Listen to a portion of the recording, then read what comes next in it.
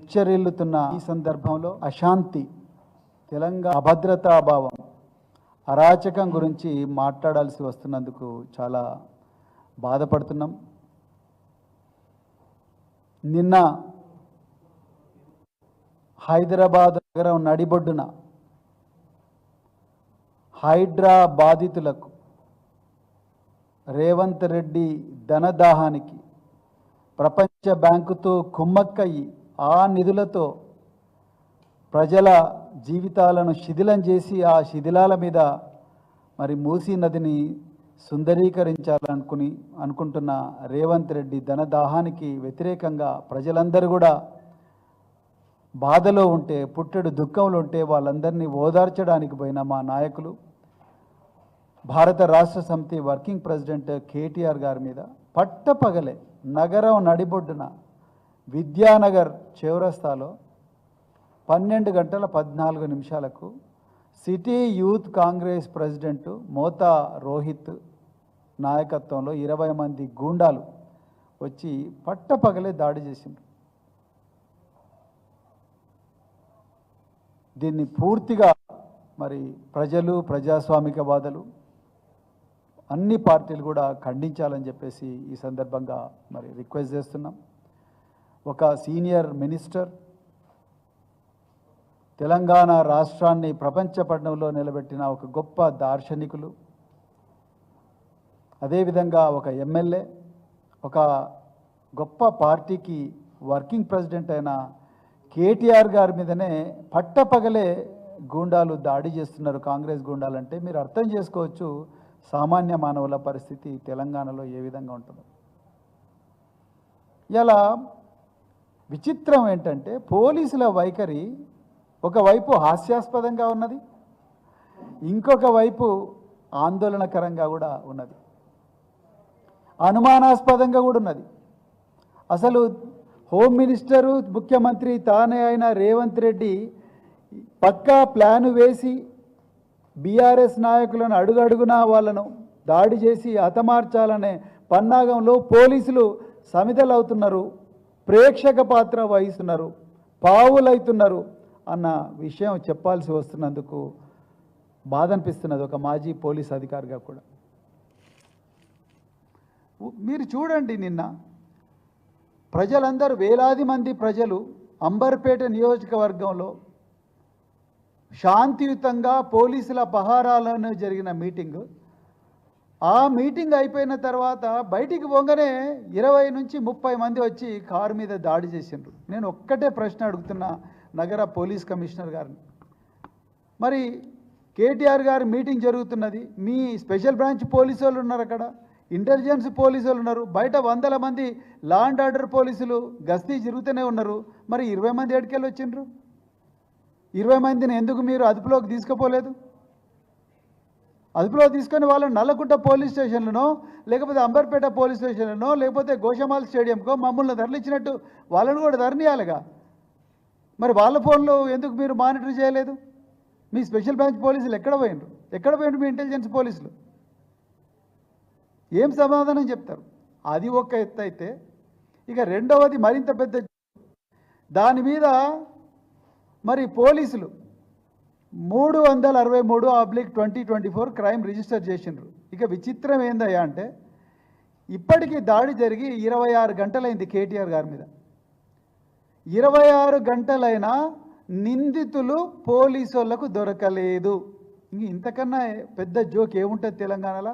ఆ దాడికి నాయకత్వం వహించిన ఈ మోతా రోహిత్ అనే వ్యక్తి, ఆయన డైరెక్ట్గా ట్విట్టర్లో పెట్టుకున్నాడు, నేను కేటీఆర్ కాన్వాయ్ని అడ్డుకున్నా అని చెప్పి, stopped KTR BRS at Amberpet demanding అని చెప్పి మొత్తం పెట్టుకున్నాడు. మీరు చూడండి, అయినా కూడా ఈయన డైరెక్ట్గా నేను ఇది చేసినా అని చెప్పి గర్వంగా ఒక ట్రోఫీ లాగా ట్విట్టర్ పోస్ట్ పెట్టుకున్నాడు ఎక్స్లో. నేను ఇంతకుముందే ఇన్స్పెక్టర్ గారితో మాట్లాడితే ఇంతవరకు సీసీటీవీ ఫుటేజ్లు వెతుకుతున్నారంట. మొత్తం ప్రపంచం అంతా తిరుగుతున్నది, సోషల్ మీడియాలో వైరల్ అవుతున్నది. పోలీసు వాళ్ళు మాత్రం సీసీటీవీ ఫుటేజ్ల గురించే చూస్తున్నారు. ఎవరికి చెవిలో పూలు పెట్టాలనుకుంటున్నారో నాకు అర్థం కావట్లేదు. ఒక రాష్ట్ర పార్టీ నాయకుడి మీద, వర్కింగ్ ప్రెసిడెంట్ మీద పట్టపగలే కాన్వాయ్ మీద దాడి జరిగితే మీరు నిందితులను 26 గంటలైనా పట్టుకోలేకపోతే ఇంకా ఎవరికి రక్షణ కల్పిస్తారు? మీకు తెలియకుండానే జరుగుతాయి దాడులన్నీ, మీ ముఖ్యమంత్రికి తెలియకుండానే జరుగుతాయి దాడులన్నీ. ఇంతవరకు రెస్పాన్స్ లేదు. అదేవిధంగా ఇలా నిన్నగాక మొన్న మేమందరం ఈ హైడ్రా బాధితులకు, ఈ మూసీ సుందరీకరణ అనే ఒక గొప్ప భారీ కుంభకోణం యొక్క బాధితులు అవుతున్నారో వాళ్ళందరినీ ఓదార్చడానికి ఇక్కడ తెలంగాణ భవన్లో నుంచి అందరం కలిసి మరి కాన్వాయ్లో కిషన్ బాగ్, దాని తర్వాత మిగతా అత్తాపూర్ ప్రాంతాలకు పోవాలనుకున్నాం.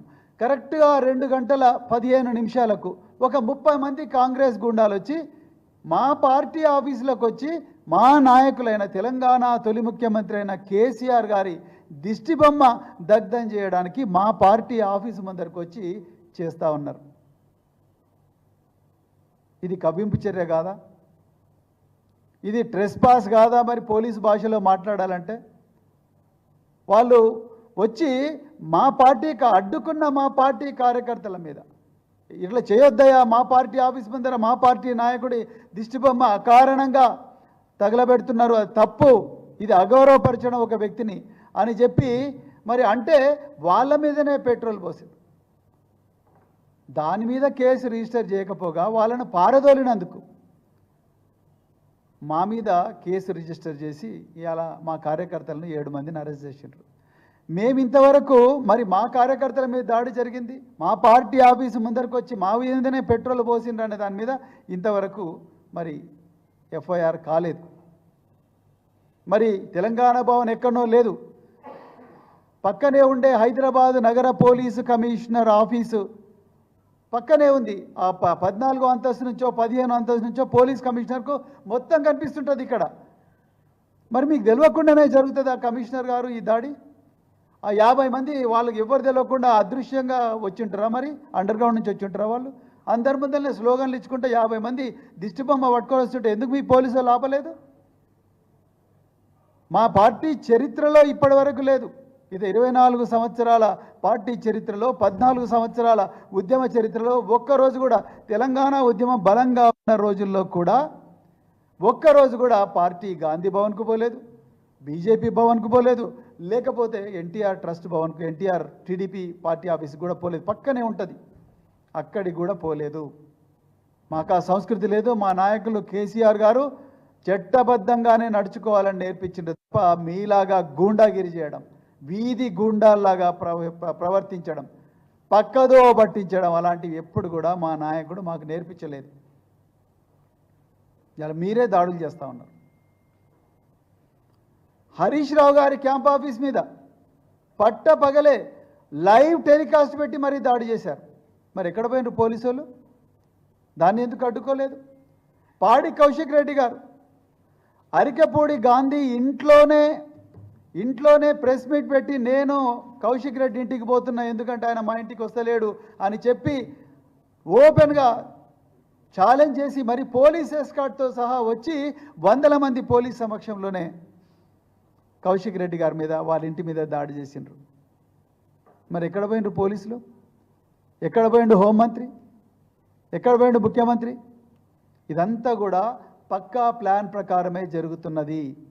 ఎందుకంటే బీఆర్ఎస్ పార్టీ ఈ ప్రపంచ బ్యాంకు నిధులతోని, మెగా కాంట్రాక్టర్లతోని రేవంత్ రెడ్డి కుమ్మక్కై ఈ హైదరాబాదు నగరంలో మూసీ నది సుందరీకరణ పేరుతో 1,50,000 కోట్ల కుంభకోణాన్ని బీఆర్ఎస్ పార్టీ అడ్డుకుంటుందనే కసితోని, అక్కసుతోని 6 గ్యారంటీల అమలు కోసం బీఆర్ఎస్ పార్టీ వీరోచితంగా పోరాడుతున్నది, పీడిత ప్రజల పక్షాన ఉన్నదని తెలుసుకొని వీళ్ళ బండారం బయటపడుతుందని చెప్పి ఇవాళ మరి రేవంత్ రెడ్డి కవ్వింపు చర్యలకు దిగజారుతున్నాడు.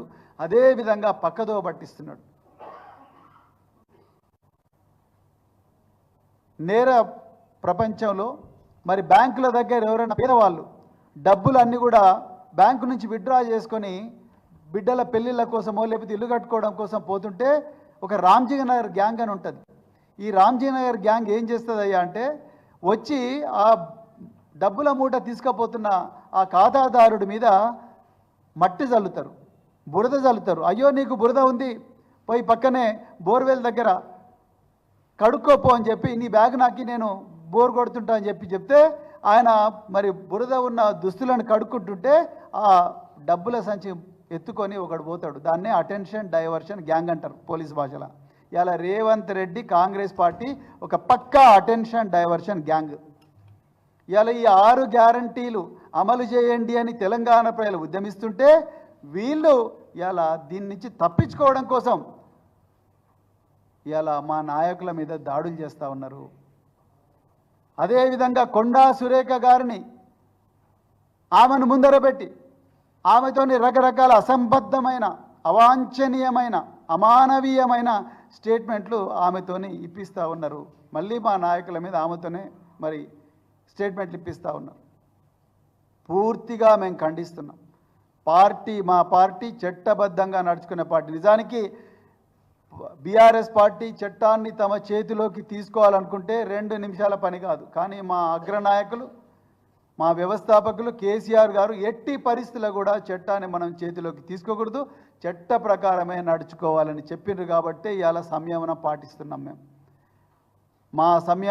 మేము ఏదైతే సంయమనం పాటిస్తున్నామో అది మా బలహీనత కాదు. గుర్తుపెట్టుకో రేవంత్ రెడ్డి, అది మా బలహీనత కాదు.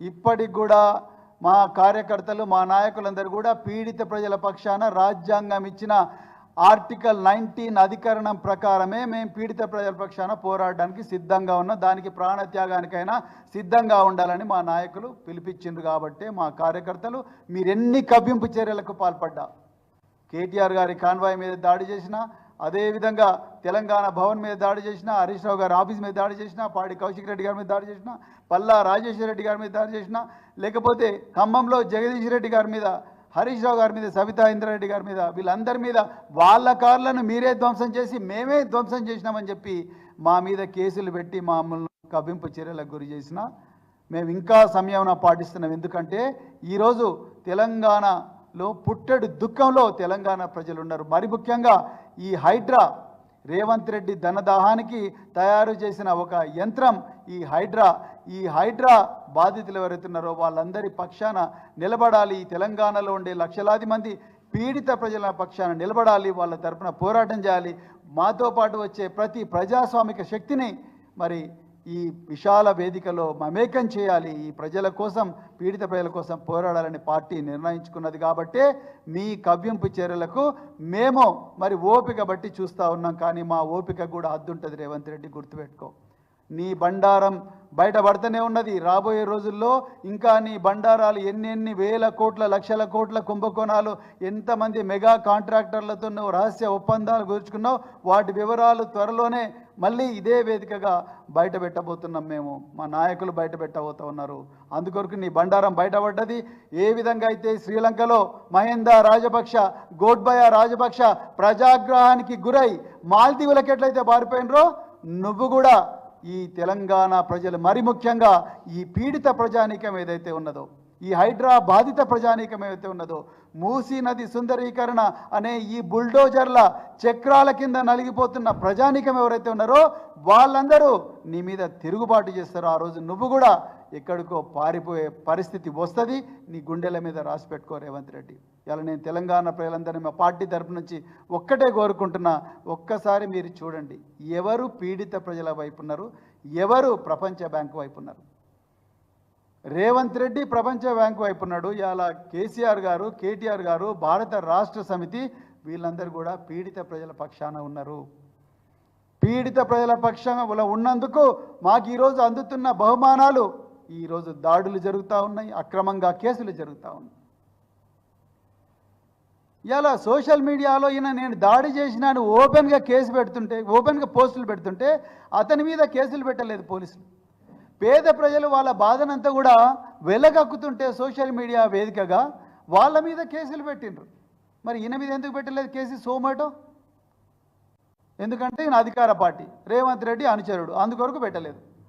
ఇదే పక్షపాతం ఈరోజు జరుగుతూ ఉన్నది. నిరంకుశ పాలన, దౌర్జన్యకరమైన పాలన, అదేవిధంగా అరాచక పాలన, గూండాల పాలన, రౌడీల పాలన తెలంగాణలో జరుగుతూ ఉన్నది.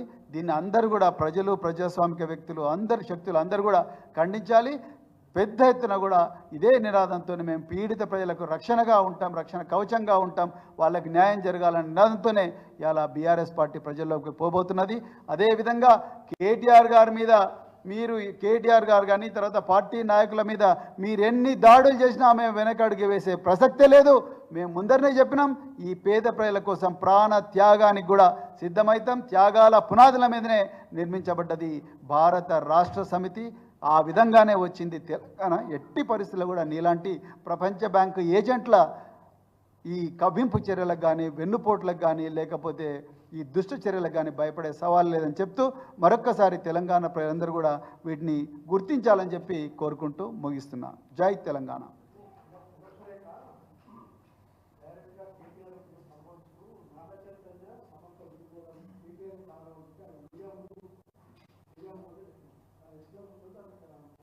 చాలా అమానవీయమైన కామెంట్ అండి, ఏమాత్రం సంస్కారం లేని కామెంట్. కొండా సురేఖ గారికి అసలు ఆమె మంత్రివర్గంలో ఉండే అర్హత కూడా వారికి లేదు. అమానవీయమైన కామెంటు, కించపరిచే కామెంటు, ఒక వ్యక్తి యొక్క ఇమేజ్ను దెబ్బతీసే కామెంటు. దీని మీద తప్పకుండా లీగల్ చర్యలు కూడా ఉంటాయి. ఇట్లా నోరు మూసుకొని కూర్చోరు తెలంగాణ ప్రజలు. నేను మళ్ళీ రిపీట్ చేస్తున్నా, మేము మళ్ళీ ఇప్పుడు కూడా చెప్తున్నా, మా పార్టీ నాయకులు కేటీఆర్ గారు పీడిత ప్రజల కోసం రాత్రింబవళ్ళు పోరాడుతూ ఉన్నారు. ఆ పోరాటాన్ని చూసి తట్టుకోలేక మా బండారం బయటపడుతుందని చెప్పి కాంగ్రెస్ పార్టీ ఇలా కొండా సురేఖ గారితో చాలా విచ్చలవిడి, అంటే సంస్కృతి లేక సంస్కారం లేని కామెంట్స్ చేయిస్తూ ఉన్నారు. తప్పకుండా ఆమె వెనక్కి తీసుకోవాలి, క్షమాపణ చెప్పాలి. అటెన్షన్ డైవర్షన్ చేయాలని చూస్తున్నారు. ఆమె తప్పకుండా క్షమాపణ చెప్పాలి. క్షమాపణ చెప్పేదాకా మేము అన్ని లీగల్ ఆప్షన్స్ కూడా ఎక్స్ప్లోర్ చేస్తాం, ప్రజల ముందర పెడతాం. తప్పకుండా వారు దాన్ని వెనక్కి తీసుకోవాల్సిందే, వెనక్కి తీసుకోవాలని డిమాండ్ చేస్తున్నాం. ఏమాత్రం కూడా అంటే మాటల్లో చెప్పలేనంత అమానవీయమైన, సంస్కారం లేని కామెంట్ కొండా సురేఖ గారు చేస్తున్నారు. వాళ్ళ కాంగ్రెస్ సంస్కృతికి అద్దం పడుతున్నది ఆమె చేసే కామెంట్.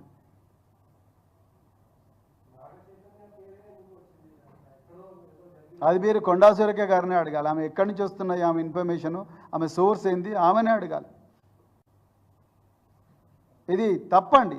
ఒక జాతీయ ఒక నాయకుడిని, ఒక మంచి ఇమేజ్ ఉండి తెలంగాణను ప్రపంచ పటంలో పెట్టిన ఒక గొప్ప దార్శనికుడిని ఇంత నీచంగా మాట్లాడడం అనేది చాలా చాలా దురదృష్టకరం. కాంగ్రెసు సంస్కృతి, నీచ సంస్కృతికి నిలువుటద్దం కొండా సురేఖ గారు చేస్తున్న కామెంట్స్. పూర్తిగా మేము దీన్ని ఖండిస్తున్నాం.